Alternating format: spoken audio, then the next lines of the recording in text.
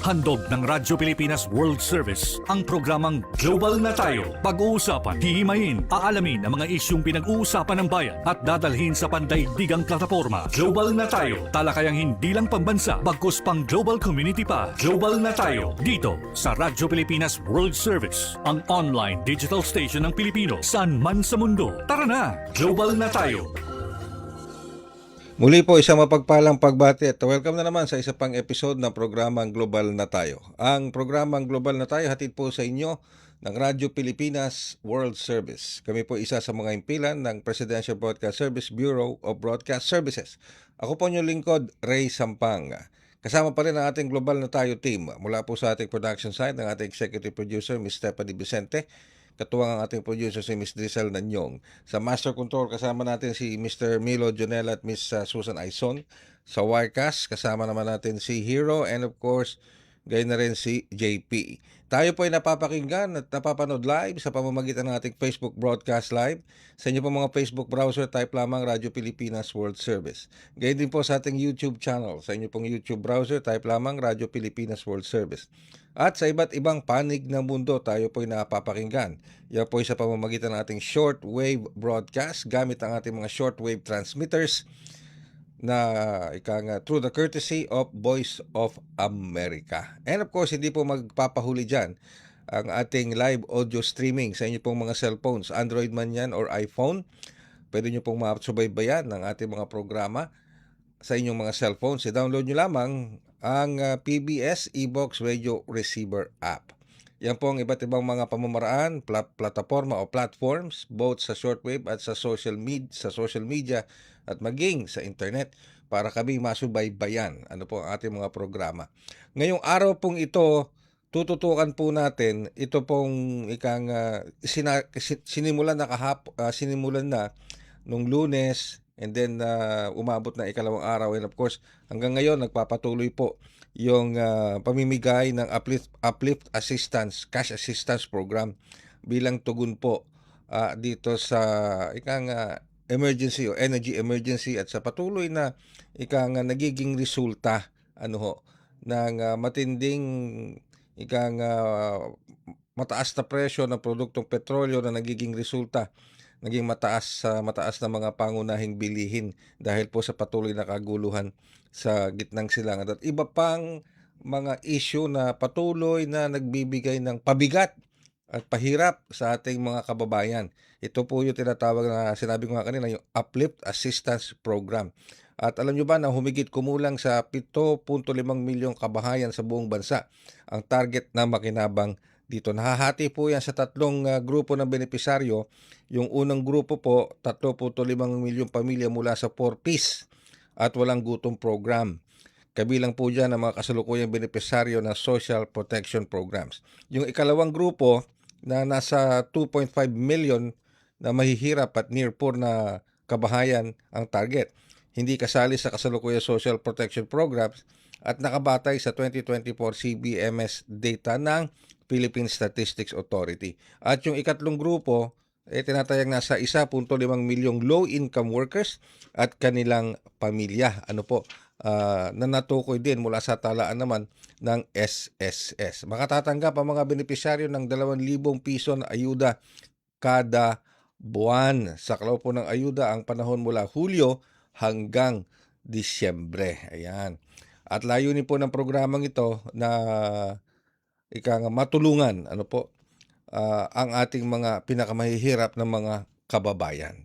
And speaking of that, alamin natin mula mismo sa benepisaryo ng isa sa mga benepisaryo nitong Uplift Assistance Program. Beneficiaries po ito, nakatanggap na po ito, alamin natin mula sa kanya kung paano ito nakatulong o makakatulong sa kanya at sa kanyang pamilya at paano siya nabigyan nitong Uplift Assistance Program na ito, paano yung naging proseso, nahirapan ba siya, sino ba ang nilapitan niya o kung may lumapit man sa kanya, paano yung naging proseso, naging madali ba. At higit sa lahat, paano nga po makakatulong itong Uplift Assistance Cash Program na ito sa kanya at sa kanyang pamilya.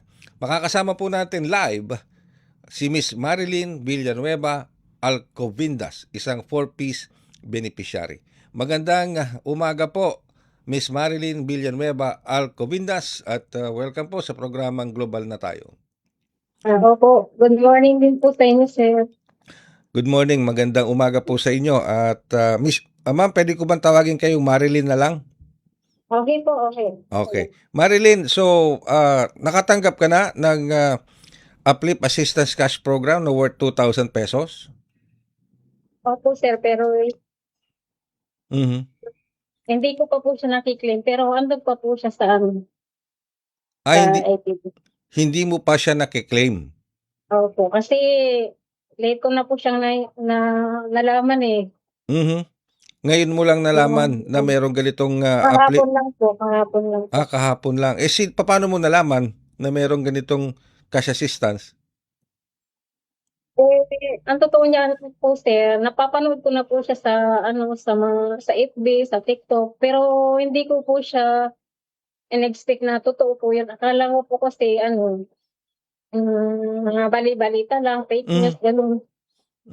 So hindi Pero mo pero sige. nung nag-chat po yung city link namin sa GC, doon ko na po siya na-inform na totoo nga po pala yun.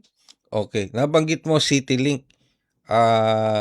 DSWD yan, 'di ba? DSWD CityLink, tama? Opo, sir. Opo. Okay. At may mga ano yan alam ko may mga case managers diyan. So sinong tumawag sa iyo mula sa DSWD CityLink? Yung yung city link po namin, Mm. doon po sinabi sa GC namin. Okay, sinabi sa inyo mismo ng DSWD. So, nag-reach out sila sa inyo na para mabigyan maging beneficiary. Nag-reach out sila sa inyo. Opo. Okay. So, sige. So, ngayon nag-reach out sila, paano mo in-applyan? O paano ka nag-apply para dito sa Uplift Assistance Program?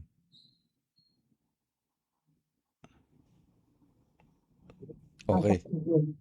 Sige. Pumasok lang po siya sa ATM ko. Mhm. Pumasok lang sa ATM mo. Opo. Agad ko pong tiningnan nung sinabi po sa GC, agad ko po siyang tiningnan. Mhm. Yun nga po, totoo nga po, meron. Pumasok. So, ibig sabihin, nasa iyo na. Nasa ATM mo na. Opo. Okay. Hindi mo palang kinukuha. Ganun ba? Ganun ba yun? Opo. Ayun. So, nasa ATM mo na. Yung 2,000. Alright. Matanong ko lang, Marilyn, ilan kayo sa pamilya? Anim po kami, sir. 6. Pero, di ba, nabanggit ko kanina, 4-piece beneficiary. 4-piece beneficiary ka. Matagal ka na bang 4-piece beneficiary? Opo, sir. Ilang taon na? Matagal na po. Mga 13 taon na po o 14 years. Okay. So, maliliit pa yung mga anak mo nung nagsimula ka maging 4-piece beneficiary. Opo, sir. Yung ilan yan? 4, ano? 4 na anak? Tama ba? Opo. Gano'n na kalalaki? Nag-aaral pa rin yung mga anak mo? Opo, sir. Yung isa po, grade 12, tsaka 11 and 9 po. Ayun. Okay, so 11 and 12. So, si Mister, matanong ko lang, ano bang hanap buhay ni Mister? Construction po, sir. Ayun, construction. Sige, wag kang kakabahan ha. Yan. Relax lang tayo. Okay, sige. Anyway, so si Mister, construction worker, ikaw, housewife lang, nasa bahay lang. Ano po, kasambahay. Kasambahay. Okay, sige. So kamusta naman? Kamusta naman yung pag-aaral ng mga bata? Matanong ko lang. Okay naman po, sir. Mhm. Pag-aaral naman po. So, ibig sabihin, for 14 years, tama yung dinig ko, no? For 14 years kanina, for 14 years, Opo. 13 ba? 13 years, tama? So, sabihin na nating Opo. mahigit 10 taon. Sabihin na nating mahigit sa 10 taong 4-piece beneficiary ka sa ilalim ng DSWD. So, nakatulong ba itong pagiging 4-piece beneficiary mo Opo, sa sir. pamumuhay? Sobrang malaking tulong po sa pamilya namin. Okay. So, sa paanong paraan? Kasi kung pagbabasihan po yung kita namin, sobrang kulang na kulang po, sir, eh. Oo. Kaya malaking tulong talaga yung ano, yung 4-piece po. Mhm, mhm. So, sa paanong paraan? Sa pag-aaral ng mga bata? Sa pag-aaral ng mga anak ko, tsaka yung pambili ng ano, mga gamit sa school, Mhm, yung mhm. sa pamasahe araw-araw, Okey. tsaka sa pagkain po.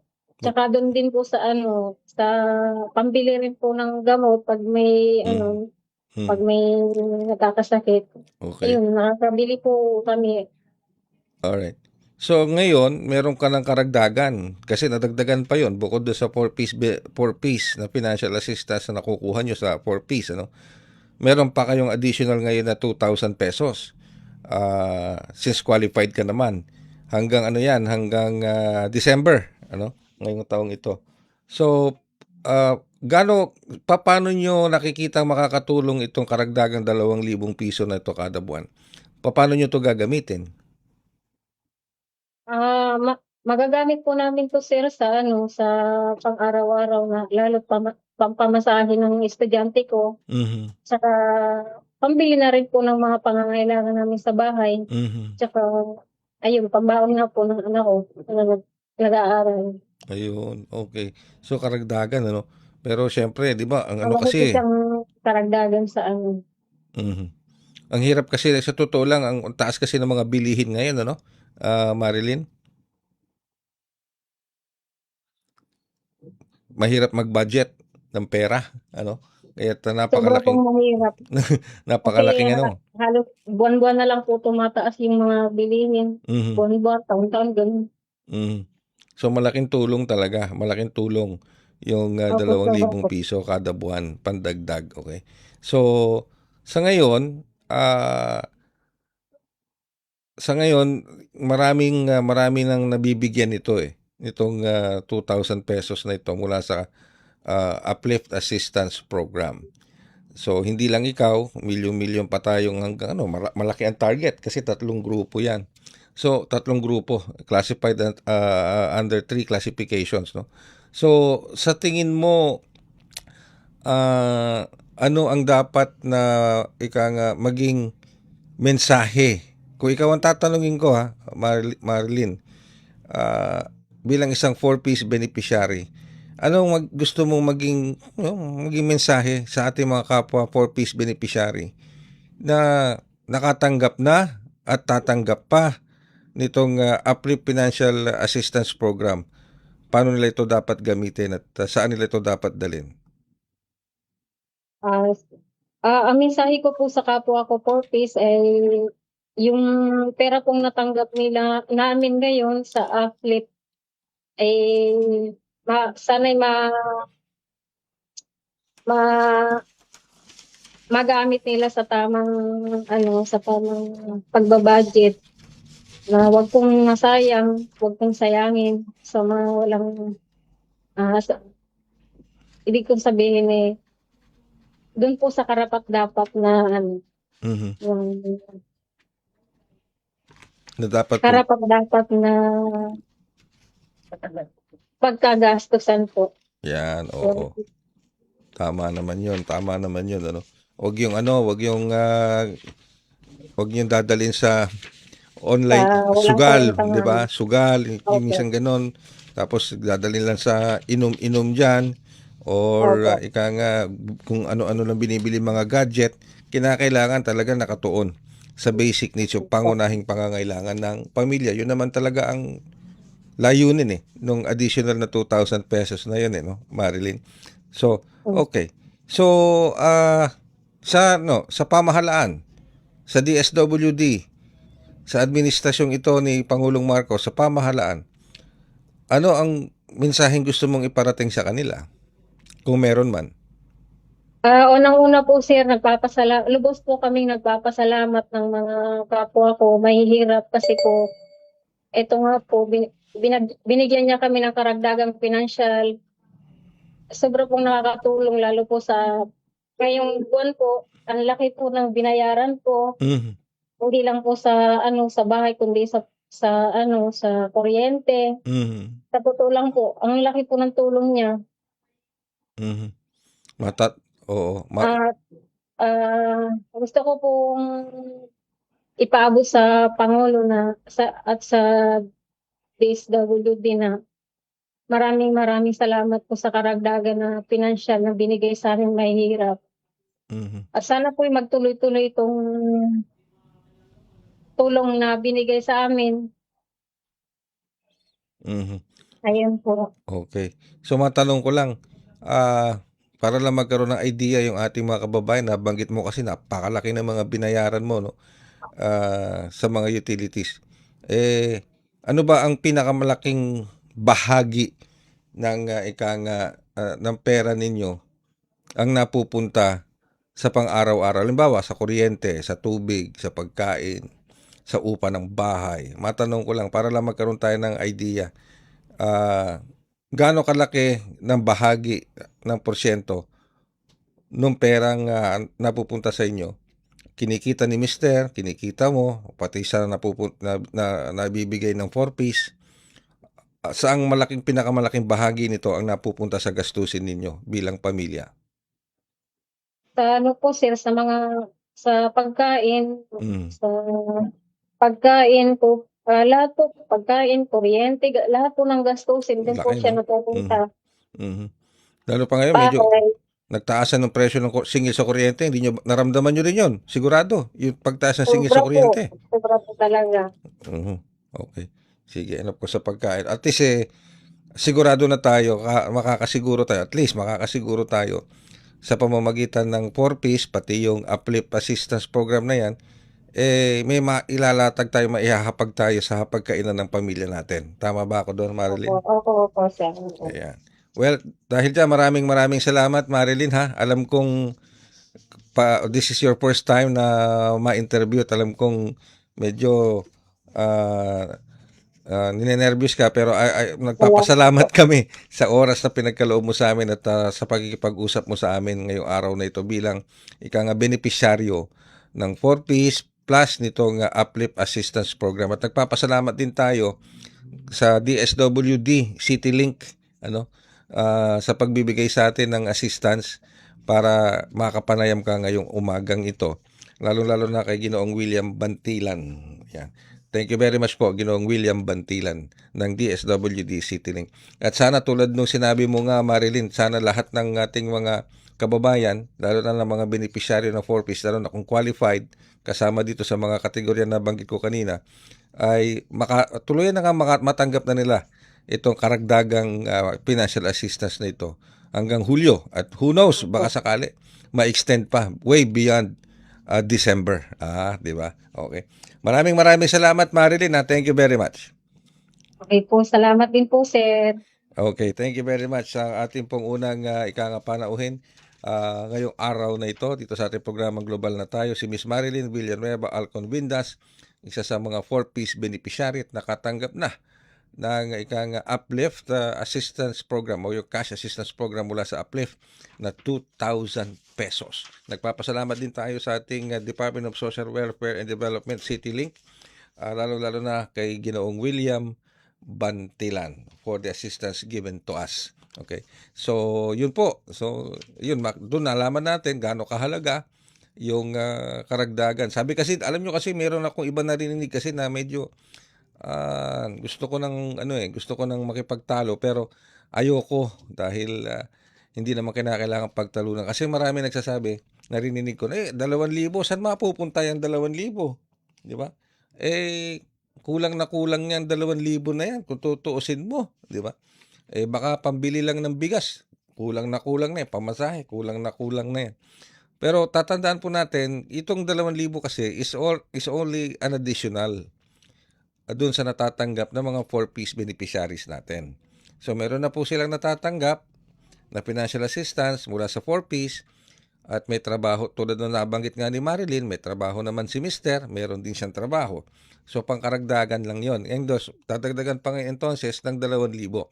Pero hindi yun ang punto. Ang punto is, para sa isang pamilyang Pilipino na kinakapos talaga sa pagdating sa pinansyal, kahit na gaano kaliit na halaga, ay napakalaking bagay na para sa atin. Kahit sino ang tanungin mo Sabi nga nila di ba? Maski na yung pinakamayamang tao sa buong mundo, pag niregaluhan mo ng kahit nakapiranggot, tuwan-tuwa yun. Natutuwa yun dahil alam niyang galing sa puso o galing sa talagang buong loob mong ibinibigay sa kanya. Okay?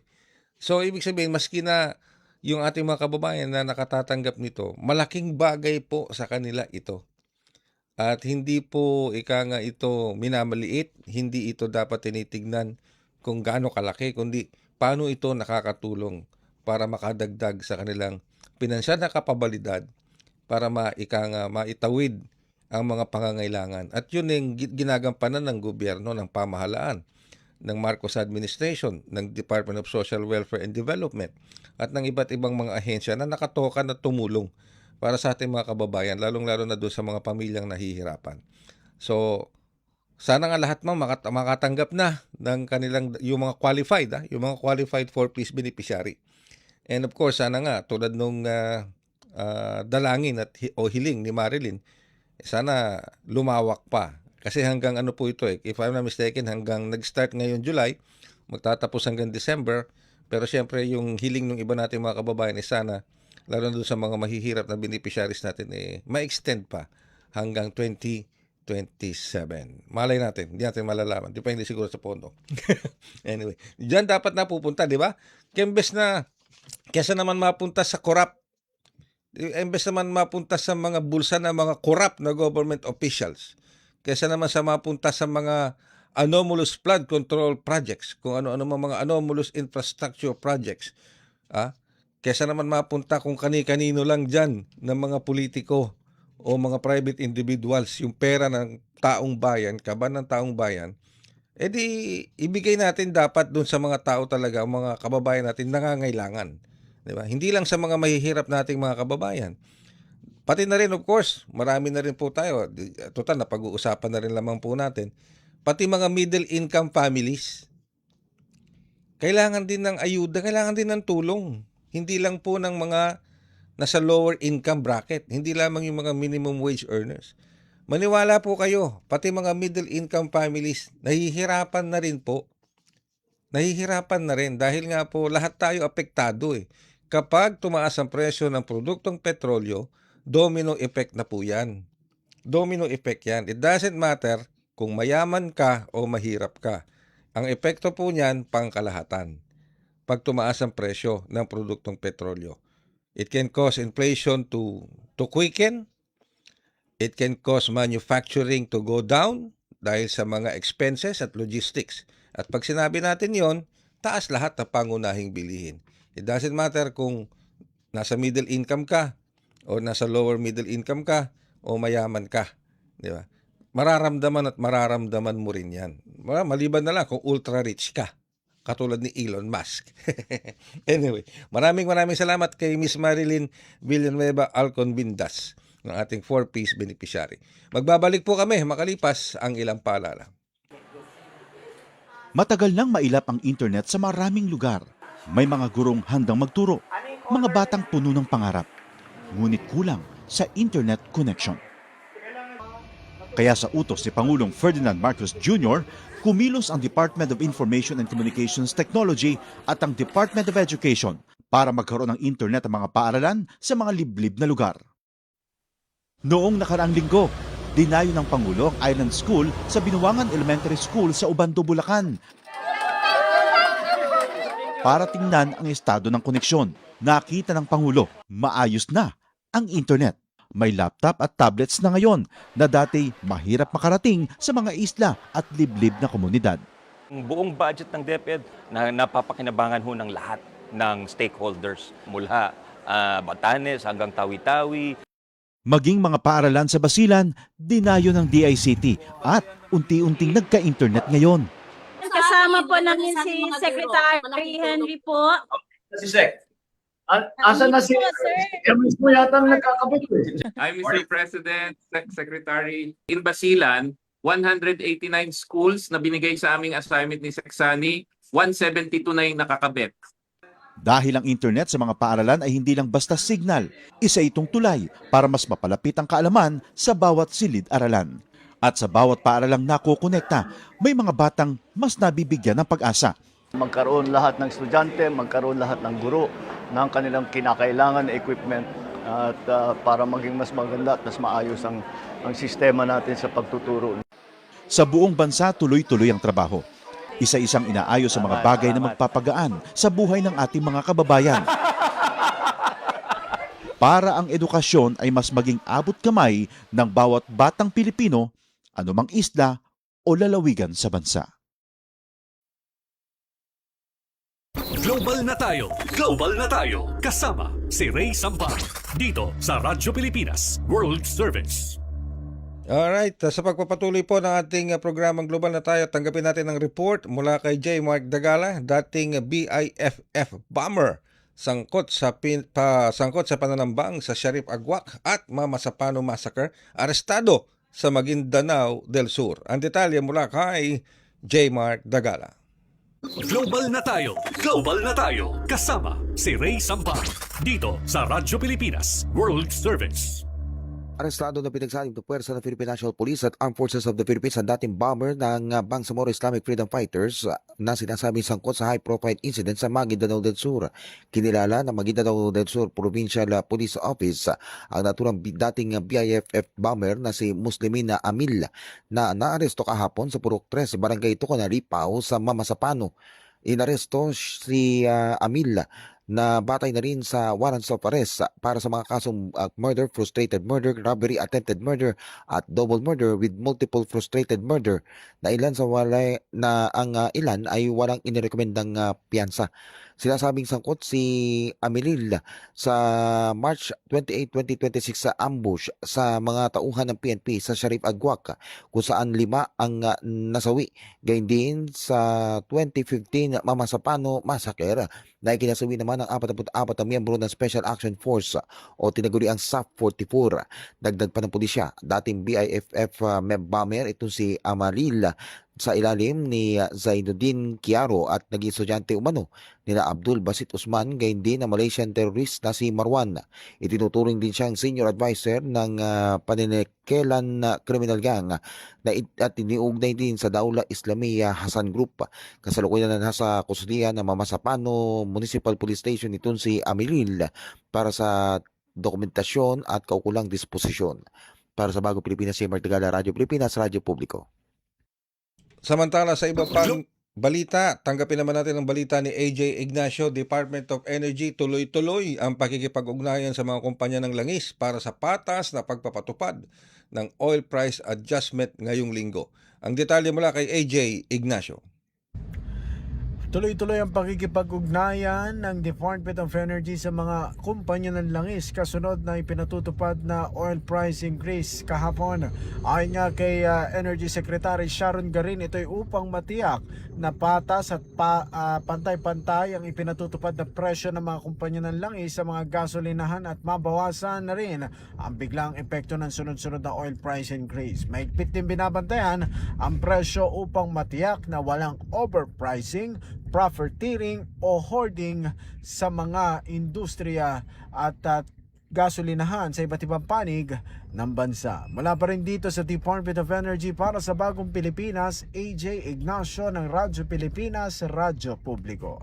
Global na tayo! Global na tayo! Kasama si Ray Sampar dito sa Radyo Pilipinas World Service. Yan po ang mga report mula kay J. Mark Dagala at AJ Ignacio. Kayo po ay patuloy na sumusubaybay sa ating programang Global na tayo dito pa rin sa Radyo Pilipinas World Service. Yan. Ngayong araw pong ito ay meron tayong special na panauhin. At ito po ay sa katauhan. Walang iba kundi ni Governor Noel Rosal ng probinsya ng Albay. Minarapat po nating makapanayam si Governor Rosal hinggil po sa kanyang pananaw at pananaw at pahayag hinggil po dito sa nalalapit na State of the Nation address ni Pangulong Ferdinand R. Marcos Jr.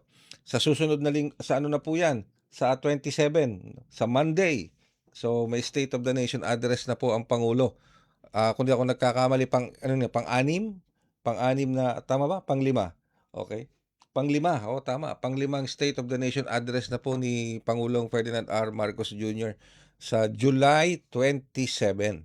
So, minarapat po natin mga kapanayam si Governor Rosal ng probinsya ng Albay bilang ama ng probinsyang ito para malaman natin kung naramdaman ba ng local government o ng probinsya ng Albay ang mga programa at serbisyo ng Marcos administration.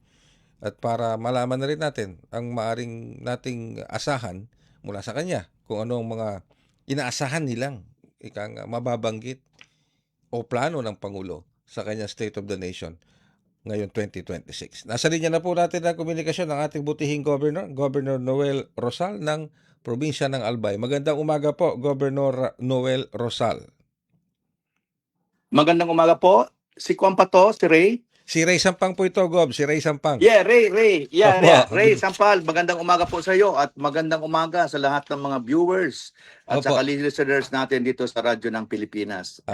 And alam mo, Ray, dito sa amin, siyempre busy kami dito sa pag-aalaga sa ating mga kababayan sa pag-alboroto ni Mayon. Although, sabi ko nga, I would like to assure everyone that we are on top of the situation. Okay. So, sa tulong po ng ating pamahalaan, lalo ng ating sangay ng ating DSWD, may instruction ng ating Pangulo. Nasa ika-anim na tayong buwan, alaga natin, lalo na sa mga pagkain, ang ating mga kababayan na nasa evacuation center.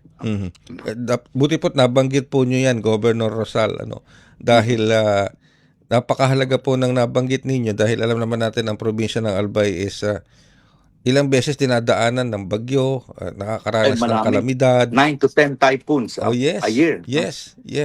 So, ito pong State of the Nation address ni Pangulo na sa Lunes na ito, sa July 27. Yes po. Ano pong nakikita nyo maaaring sabihin niya nito, lalong-lalo na pagdating sa pagtugon sa ganitong klase ng mga kalamidad, lalo na para sa probinsya ng Albay? Yes, hindi lang bilang gobernador, I was also appointed ng ating Pangulo bilang Regional Development Council Chair ng Bicol, buong Bicol yan. Meaning lahat ng mga proyekto, mga Regional Development Investment Plan dumadaan bilang chairman sa amin through DepDed. No? Alam mo, Ray, ito ngayon ang nakita ko bilang, kasi pinatawag kami ni Pangulo, I think a year ago, kami mga gobernador. Nakita ko sa kanya bilang isang gobernador. Alam niya ang mga kung paano tugunan at ano ang mga problema sa ground. No? Ang in-expect ko talaga ipagpatuloy niya na ibaba na talaga yung LGSF na mag-implement mismo yung ating mga local government units. Inumpisahan na po niya yan. As a matter of fact, ang Albay isa sa nabiyayaan, a total of 274 million. Biro mo yan, ang naibigay sa amin. Ngayong taon lang yon, and meron na naman kami. Ang kalahati niyan, maganda yung panukala ng Malacanang na sinabi sa amin, kailangan ng taong bayan yung mga poorest of the poor, yung bigas. So, hindi lang one time, first time ito na nakita ko na continuing ang program dapat natin. Kaya maraming natutuwa dito ng mga kababayan at saka mga local government officials. Kasi itong programa natin sa LGSF, hindi lang one time, magbibigay nga tayo ng 10 kilo. Hindi, ito every other month, yung talagang declared. At saka nag-identify, hindi politiko, yung DSW, saka yung mga social welfare office natin. Kung sino yung mga poorest of the poor, bali 25% of the population inaalagaan natin. So we are giving 10 kilos every other month. No? And siyempre, kasabay pa dyan yung walang gutom, yung poor piece, at yung iba pang mga benepisyo na binibigay natin lalo na sa mga senior citizen. Yeah. So ito ang ini-expect ko na nung nakipag-usap kami kay Pangulo na i-strengthen natin ito kasi direct ang benefit. No? Kasi alam natin na yung mga manggagawa, meron din tumutugon dyan ng mga programa, siyempre sa ating mga programa sa negosyo. Pero ang napakalaga dito ang ginagawa natin, yung Local Government Support Fund, we're living to the definition na ito'y talaga suporta sa ating mga local governments. Pangalawa, yung kalahati, sabi niya, sige, bahala na kayong kalahati. For example, sa Albay, yung 137 million, inallocate natin sa bigas. 1 year po yan. 6 times tayo magbibigay. Ngayon, yung kalahati, 137 million, yung mga priority programs na hindi kaya punduhan ng mga local government. Ito ang maganda ngayon na nangyari. Okay. Gaya for example, may mga tulay or kalsada Mhm. or multipurpose or tubig, street lights, gamot Mhm. na pwedeng bilhin ng local government na hindi kaya ng kanyang development fund o kayang national yung NTA niya, yung share niya sa National Treasure. So ang ibig sabihin ngayon, nadudugtungan na ngayon yung ating pondo ng ating mga local government. Ito talaga ang dapat palakasin. Ito ang nakita ko kay Pangulo bilang dating gobernador. Mhm. The development should start in the countryside by Okay. giving them more funds to Mhm. implement para may inclusive growth tayo. So ito ang kaya ako I'm invited, so manonood ako nito para tingnan ko na ipagpatuloy niya ito. Alright. At masabing isa sa mga gain niya to, yung Mhm. ating mga paralan, no? Mhm. Hindi niya na lang binigay yan sa DPWH. I'm not saying na hindi kaya ng DPWH. Mhm. Pero Ray, sinadjust namin kay Pangulo yan na yung DPWH, ang dami ng proyekto nila. Yes, okay. Tulay, lahat. 'Di ba? Sa kanila lahat. Ngayon, itong paaralan, kung maibigay sa local government, direct kami. Hindi kami pwede magloko-loko dahil nag-observe ang mga tao, mga magulang, Mhm. mga teachers. 'Di ba? Kaya ngayon, inumpisa ng ating Pangulo. So, Albay, we were given 94 million. Although, sa tingin ko, may mga kailangan pa kami. Pero at least, for a start, may 94 million, then kasabay na yung mga armchair, yung mga upuan. Yes, oo. Pag binigyan ka ngayon ni Pangulo ng isang bagong room, kasabay na yung mga armchair kasi luma-luma na talaga. So in Albay, masaya akong i-announce that out of 94 million, meron kami napagawa na more than 30 na an average of 3 million ang Wow. isang building. So at least Ray, ako, alam mo na, matagal akong mayor, Ray, Yes. di ba? 20 years ako. Hindi naman siguro ako abot ng gobernador. So more ako sa output. No? Mhm. Mhm. Kaya pag nakapanayam ko palagi sa Pangulo, palagi ko sinasabi na ang mahalaga dito, sabi ko, Mr. President, yung output ng bawat gobernador, yung Mhm. mayor, Mhm. kung saan pupunta para mamaya pag-isain natin, ito napagawa natin lahat sa perang ito. Kaya ito nakita ko na pwedeng mga maisabi niyang gains at saka mga way forward niya pa na dagdagan pa niya through the Office of the Executive Secretary. Si Executive Secretary Ralph Recto. Recto, siya ang kaharap namin. Pinatawag talaga kami lahat. Kaya for the first time, tuwang-tuwa ang mga gobernador. That's good. And That's then good. iba rin yung mga mayor, no? Mhm. Iba rin yung mga munisipyo. Mhm. Ako, ang ginagawa namin mga gobernador, kasi yung mga city, minsan marami na yan, ano? Ang tinutulungan namin yung mga maliliit na munisipyo, lalo na yung mga isla. Mhm. Mhm. Gaya kami dito sa Albay, may mga island kami like Rapo-Rapo, Baatan, Mhm. San Miguel, mga ganyan, Cagaray, na talagang makita mo pag tinamaan ng bagyo, sabi mo nga, Ray, ubus talaga. Yes. Kaya ngayon, nagpa-design ako ng slab. Alright. Inalis ko na yung mga yero. Kung konti lang naman ang diferensya, Ray, Mm. makikipapakita ko to kay Pangulo na it's doable. Okay. I-slab na natin para lifetime na. Yes. So yung nababanggit yung mga slab na yon na governor, saan yun? Sa mga government facilities natin o Hindi, school building. school building. Ay wow, lahat na slab Yung na mga lahat school yun. building. Kung Lahat na. kaya lang naman ng PM kasi ng allocation natin. So pwede pa natin yung dugtungan later on, 'di ba? Kasi kung ang lupa kasi natin di na dumadami, ano? Mhm. Naniniwala ko na pwede natin 2 to 3 floor ang mga building. Mhm. Mhm. Para kung bawa, ngayon ito lang ang pera natin, next year na naman dagdagan niya ako ulit. Idudugtong ko lang. No? Hindi na tayo papagawa ng pundasyon ulit. Kung slab na yung mga bubong ng mga school buildings, kahit na ano lakas siguro ng bagyo, hindi na matatangay yung yung slab na Hindi yan. po. Hindi na. Marami ako Panghabang yan na buhay pinagawa. na yan. Marami po akong pinagawa yung sa Legazpi. Marami kami yan. Nung gusto ko lang i-replicate sa Albay. Mhm. That's nice, that's nice. Okay. Pero nabanggit nyo nga po, Governor Rosal, napakahalaga, napaka-relevant nitong LGSF, ito, Local Government Support Fund, at nakatulong ito ng malaki sa inyo sa probinsya ng Albay.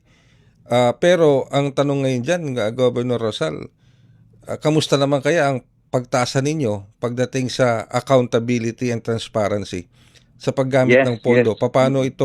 Paano nyo masusukat ito sa ilalim ng Marcos administration? Yes, Ray, magandang katanungan yan. Yung nga ang sinasabi ko, pag ang mayor o ang isang local government o isang gobernador ang binigyan mo, ano mo, subject kami lahat. O lahat naman kami, lahat naman tayo. Pero ang malaga dito, yung listing, kailangan i-post mo. So ito ngayon, ako pinost ko lahat ng, ito ngayon ang mga school buildings natin. Kasi meron na tayong Facebook, ano? So, ino-open ko online. Ito ngayon ang na-awardan natin, priority. Then next year, ito naman. So, ang ibig sabihin, yung building, alam ng mga bata o alam ng mga teachers na meron sila. Minsan nga, pag ako umiikot, Ray, Gob, salamat kasabay kami dun sa lista. Meron naman sa akin, Gob, wala kami doon. Hindi, wag kang mag-alala. Next year, kayo naman. Kasi nga, siyempre, yung resources natin, Ray, kailangan order of priority. So, doon sa atin, isisiguruhin natin, nagpagawa ngayon si Secretary Sani Angara ng parang template na talagang pinag-aralan na. Kahit ng anong mga ininyero, pinag-aralan na ito ngayon ang standard na susundin ng ating mga local governments. Kaya yan ang maganda sa ginawa ngayon ng ating DepEd. Yun, okay. Yan sa ngalan ng transparency, ano po, and accountability. Yes. Rosal. Okay. Kita ko naman ngayon, minomonitor ko ngayon. So far, hindi ko naman, kami nakapag-compete, baka mauna kami sa DPWH. Okay. Di ba? Kasi kami, pag-posting lang namin. Ako nga, kung hindi lang na-delay, ngayon, puga-puga na kami. Then sabi ko nga kay ES, kung mauna kami, baka October, November, mayroon na tayong i-inaugurate, no? Wag lang tayo tamaan ng mga bagyo, no? Pero tingin ko naman ngayon medyo kalmado ang Albay, no? Alright. I'll go back to Bulkang Mayon later, Governor Rosal. Pero matanong ko lang po, alam naman natin ang Albay is also an agricultural region, ano? Powerhouse din ng Albay. So, paano po ang matatasa yung naging assistance naman o tulong ng Department of Agriculture sa ilalim ng Marcos administration para sa ating agricultural workers, sa ating mga magsasaka, sa ating mga mangingisda at sa iba pa na nakakatulong para umangat ang agrikultura natin sa Albay? Yes, Ray. Alam nyo, yung ako mayor pa, isa yan sa mga trust ko. Kaya siguro tumagal ako bilang mayor. Ngayon bilang gobernador ng Albay, ang Albay po is, I would like to proudly announce, because of the program initiated by the Marcos administration, we are now 85% rice sufficient. Meaning niya, Ray, yung 85% na kinakain ng mga Albayano, sa amin ang produkto yan. So 15% na lang ang ini-import namin. Hindi literally, pero ang ibig sabihin, yung produkto namin, kung besabi yung kinakain namin, 85% of ng aming kinakain, sinusuportahan ng aming produkto. Although hindi direct na doon natin kinukuha. Ang ibig sabihin, Albay now is 85% sufficient. Now, why? Maganda yung programa na linabas namin with DA kay Secretary Kiko Laurel. No? Ganito yan, nagbibigay tayo ng mga hybrid saka inbreed na mga seedlings, no? Pero dapat may usapan, no? Kailangan may kuwang ka, may quota ka. Kailangan not less than 100 hectare, 100 kabans per hectare. Kasi kung hindi, sayang yung ating binibigay. Tsaka meron tayo, say 50% of the requirement for fertilizer, binibigay na ng DA yan. Para may counterpart, nagbibigay din ako ng additional 20%. So tulong-tulong. Kasi napakamahal ngayon ng urea saka yung Rep 14, no? Alam ko rin yan kasi, Ray, kasi meron din yung lolo ko noon na namana sa akin, matagal na, na 2 hektarya, kaya memorize ko rin yan, napakamahal talaga. Kaya ngayon, pinupulong ko sila. Kung hindi tayo magkakaroon ng quota, walang mangyayari sa atin. Kaya tingnan mo ngayon, 85%. And I'm eyeing next year. Pag hindi lang kami tagatamaan ng kalamidad, I think makukuha natin ang 100%. Meaning, lahat lang kinakain ng mga Albayanos, kaya nang suportahan ng ating mga farmers. And sana so ito ngayon ang maganda kasi ang DA, hindi lang yung mga dati bagay, yung pelmec, yung mga harvester, yung mga tractor, yan, talagang nandyan na yan. Binigay na yan eh. Pero ang malaga dito ngayon, because of the high fuel natin, may direct impact yan sa ating mga magsasaka. Kaya nga nung nag-usap-usap kami noon, mga gobernador, kasama sina ES, saka yung iba pang mga representative ng DA, ito ngayon ang maganda natin na dagdagan. Kaya po, ang provincial government, kinausap ko rin ng sanggunian, sige, mag-counterpart tayo. 150 ang DA, 40 million ang provincial government. Ito ngayon ang sana marinig ng mga tao ni Pangulo na mairelay niya to na i-way forward natin ito, di ba? Saka yung ating sa LGSF. So yun bang kung kayo tatanungin, Governor, yun ang gusto nyong marinig o ma-highlight ng Pangulo na karagdagang trust and program niya doon sa nabanggit niyo Yeah, sa darating na yeah. SONA? Kasi ako naniniwala ko, Ray, we have all the land. Mhm. We have all the technology. Meron tayo. Ano mga inbreed namin, yung mga local, lumalaban na sa hybrid. Uy. Kung kaya nila ng 140, kaya din ng inbreed. Kaya Wow. din. Mga dahil nga, through the years, mga, kumbaga, mga veterano na to. Sabi sa akin, kaya nyo ba to? Kaya. Kaya ang ginawa namin sa DA, hindi lahat hybrid. Buibili din kami ng hybrid para yung ating mga local na mga local natin producer na naggagawa ng mga seedlings, meron din sa opportunity. At saka meron pa, yung panukala baga ni Senator Kiko, na ngayon, kung pareho lang naman ang presyo sa NFA, ito maganda pa ngayon na ginawa ng ating administration. Pwede nang bumili ang ating local government sa mga programa. Gaya nitong binibigyan niyang 137 million. Kung competitive ang price ng mga farmers, doon na kami bibili. Okay. Kasi hindi naman kaya i-deliver yan lahat ng NFA. Kukuha kami ng certification. So, direkto kami, nakikipag-negotiate kami. Kung mataas, iko-cost to bidding dapat. Pero kung kapareho lang, ay hindi na kasi the price of the NFA now is the standard ceiling na ginawa ng ating national government. Alright. Now I'm going back to yung sitwasyon ng Bulkang Mayon, Governor Rosal. Patuloy pa rin naman kasi na nagpapakita ng sign ng activity ang Bulkang Mayon at makailang beses na rin naman itong nagdulot ng hamon sa inyo sa probinsya ng Albay at sa buong Bicol region. So, ano na po ang ang latest na assistance o tulong na binigay ng pamahalaan through DSWD, maging ng NDRMC at ng iba pa mga ehensya sa ilalim ng Marcos administration para maibsan yung epekto nitong Bulkang Mayon sa inyo pong mga konstituente? Yeah, Ray. Actually, ako baga dati, sabi ko nga, pero palagi pinagmamalaki ko na ang mayor, direkta talaga yan. Kung kaya namin magpunta talagang ginagawa namin. Ganito ang nangyari 6 months for the first time, no? Na sa tagal-tagal ko ng mayor. Ngayon lang, sustainable yung ating food packs. Halimbawa, for 15 days, binibigyan na natin yung mga, hindi lang bigas, pati delata, pati iba pang mga pangailangan. Every 15 days, binibigyan natin yung ating mga 1,200 families. Sila kasi ang nasa permanent danger zone. Pangalawa, nung pumunta ako ng Malacanang, nakiusap ako kay Secretary Rex Gatchalian na hindi lang naman pagkain, kailangan din natin yung mga matrikula, kung anong mga gamit kasi nga binawal natin ang pagtanim. So ngayon, more than 12,000 na farmers na affected ang nabigyan natin ng 10,200 each para sa pagpa-enroll ng mga bata para hindi na talaga sila pumunta. Ngayon, kulang pa yon, so umingi pa ako, course through naman sa DOLE, yung tinatawag na tupad. I think this is better because sabi nga, nagagamit daw ng mga local government itong tupad for election advancement. Pero ngayon, sabi ko itong pagkakataon natin.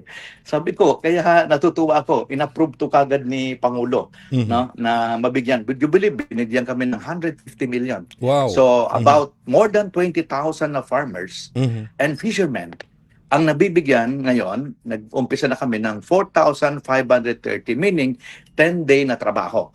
Kasi ang regional wage board namin dito is 453 ang daily namin. So kung ilang day, at least pangdagdag niyan, pinapatrabaho lang namin sa evacuation o kung anong basta hindi doon sa 6 kilometers. So kaya pwede silang kumubra. No? So at least ito, nakakatulong to dahil hindi lang naman pagkain. At least ngayon, ang pagkain, for the first time, sabi ko nga, ngayon talagang busog na busog sila. Wala kang marinig na reklamo. Okay. Maski saan ka magtanong ngayon dito, maski magtanong ka, mag-interview ka, wala kang masabi. Hindi lang yan. Kami, nagbibigay pa kami. Pero ang kailangan talaga pera. Yes, yung pang mga added. Kaya masaya po ako that hindi lang siguro na nakakadirekta tayo, pero ngayon talaga bumababa. Especially si Secretary Rex Galicia, inuutusan siya. Secretary Vince naman, pag may asphalt, personal na pupunta siya dahil kailangan na mabilis ang ating clearing operation na nangyari baga doon 2 months ago yung Ginobata na nag-zero. Pero would you believe, in just 3 days na clear natin. That paved the way na hindi maapektuhan yung ekonomiya ng Albay. Alright. In as much as I want to extend itong aming panayam sa inyo, Governor, Pero siguro baka sa mga susunod na araw, hihirit pa kami ng part 2 dito. Yes, sa Ray. lugar. Pero I'm just here. pero Tawagan bago niyo lang po ako. pero bago kita bitawan, Governor, kung makakaharap mo ngayon si Pangulong Bongbong Marcos, si Pangulong Ferdinand R. Marcos Jr., kung makakaharap mo siya ngayon at sasabihin niya, kung tatanungin ka niya, okay, Noel, ano bang maari kong masabi sa taong bayan na pwede nilang mapakinggan at marinig sa SONA, na Yeah. ano kayang maire-recommenda niyo sa kanya, Governor? Anyway, alam mo, Ray, sa ngayon din, mga issues natin, Ray, ano? Pero kung ako tatanungin ni Pangulo, pwede niyang sabihin na sa kanyang pamumuno ngayon, yung kanyang reforma, na siya mismo ang namumuno, na gusto niya talaga, hindi lang sa salita, kasi bira naman magsalita ang Pangulo, na sabihin niya na ngayon ina-actionan niya lahat. Yung mga basic na kailangan natin sa baba. Gaya nung ginawa niya itong LGSF at pagpatuloy niya to kasi talaga nararamdaman to. Pangalawa, yung mga binibigay niya sa mga ating mga marginalized, kailangan maramdaman ng tao. Tsaka yung ating trabaho.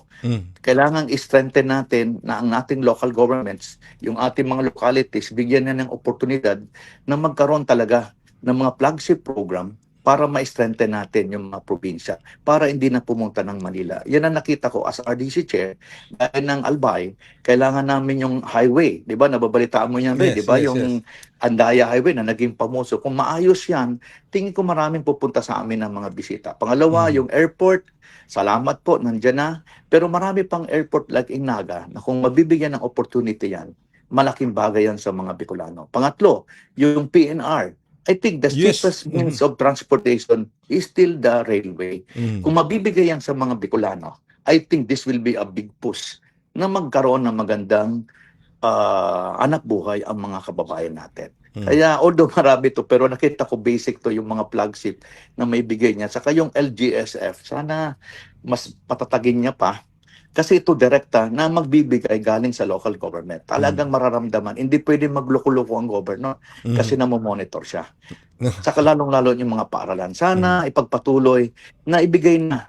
Kung hindi lahat, kahit man lang yung kalahati, na i-implement na ng mga LGUs para mas madali. Biruin mo, Governor Rosal, kapag umabot na sa inyo yung magandang pagkaka-reconstruct ng Maharlika Highway, tapos may PNR pa kayo all the way from Luzon dito sa Manila hanggang dyan, no? Yung Bicol Express hanggang Albay, tapos yung mga airports, baka makipagkompetensya pa kayo sa Quezon City at sa Manila pagdating sa sa local revenue, di ba? Yun na nga.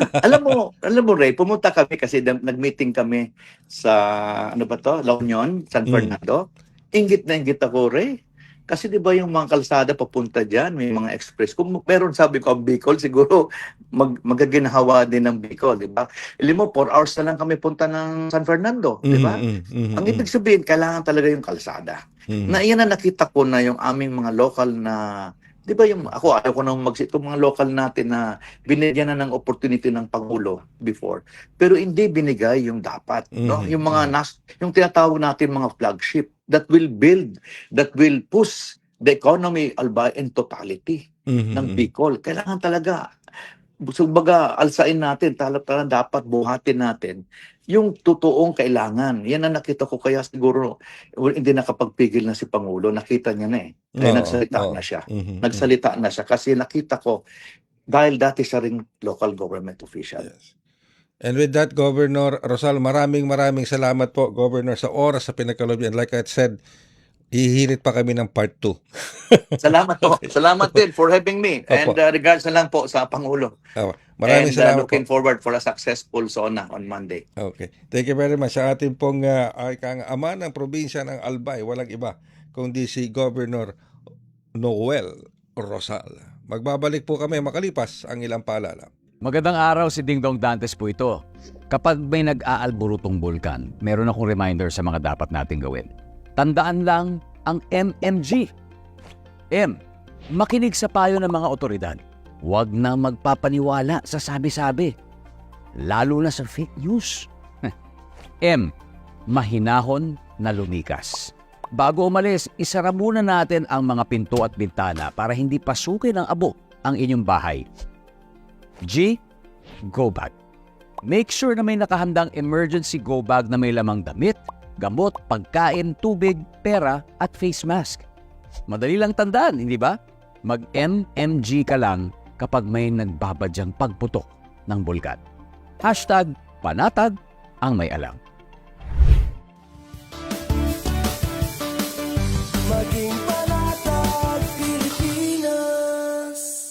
Mabilis ang trivia, dagdag talino. Heto na ang Dagling Kaalaman. Mga dapat gawin matapos ang pagsabog ng bulkan. Maging alisto sa balita. Makinig sa opisyal na abiso ng lokal na pamahalaan. Kung lumikas ay huwag agad bumalik sa tahanan hanggat hindi pa idinedeklarang ligtas. Protektahan ang sarili. Magsuot ng face mask at goggles.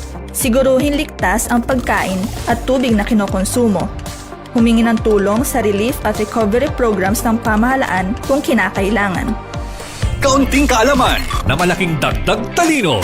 Abangan muli ang susunod na Dagling Kaalaman. Global na tayo. Global na tayo. Kasama si Ray Sampar. Dito sa Radyo Pilipinas World Service. At dyan po nagtatapos ang isa pang edisyon ng programang Global na Tayo ngayong araw na ito. Maraming salamat po sa ating mga nakapanayam ngayong edisyon ito ng Global na Tayo. Of course, sa ating 4-piece beneficiary, di ba? Si Miss Merlin, ano ba ito? Pangalan niya? Yung una nating nakapanayam kanina, si Merlin, tama ba? Si Merlin, 4-piece beneficiary natin. Yan. Ringgil naman yan po dito sa Uplift Assistance Program. At kanina, of course, we were very privileged and honored to have Governor Noel Rosal ng probinsya ng Albay. Yan. Para po naman dito sa ating pagbibigay pagtasa mula sa isang provincial governor, mula po sa isang LGU official, provincial governor at that, Governor Rosal. Kasi alam naman natin, ang probinsya ng Albay has been beset with natural calamities, bagyo, lindol, bulkan, di ba? Napakarami rin nilang pinagdaanan nitong mga nakalipas na to, particular itong taon ding ito. Pero hindi lang naman Albay ang siyempre ang dumanas ng mga kalabidad, maging yung ating mga kapatid sa Mindanao, sa Region 11, sa Region 12. At makikipag-ugnayan din po kami sa kanila. At kukunin din po namin ang kanilang pagtasa at pananaw kung ano ang mga nagawa ng administrasyong ito, ng Marcos administration ni Ferdinand Marcos Jr. sa aspeto ng pagbibigay ng tulong sa ating mga local government units, sa ating mga local government officials, all the way from the province, all the way down sa bayan. First class man yan, second class man yan, o third class na municipality. At kanina nga, tayo'y mapalad na tayo'y napagbigyan ni Governor Rosal ng probinsya ng Albay. Napakarami na rin po tayong narinig sa kanya na nagawa ng Marcos administration para sa probinsya ng Albay, para sa ating mga kababayan sa Albay na nga po sabi nga, lagi na lamang dinadaanan ng bagyo, lagi nakararanas ng kalabidad, nandyan pa yung bulkan.